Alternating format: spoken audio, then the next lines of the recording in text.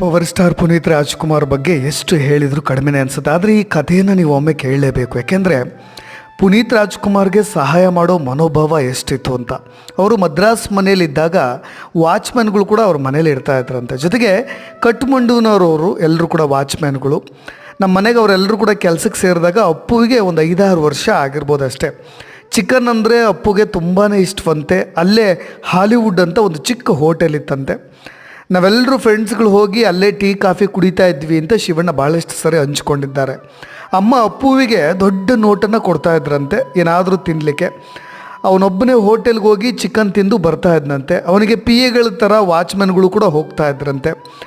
ನೋಡಿ, ಚಿಕ್ಕ ಸಾಬ್ ನಮ್ಮನ್ನು ಕರೆದುಕೊಂಡು ಹೋಗಿ ಚಿಕನ್ ಎಲ್ಲ ಕೊಡಿಸ್ತಾರೆ, ನೀವೇನು ಕೊಡಿಸೋದಿಲ್ಲ ಅಂತ ವಾಚ್ಮ್ಯಾನ್ಗಳು ಶಿವಣ್ಣನಿಗೆ ಛೇಡಿಸ್ತಾ ಇದ್ರಂತೆ.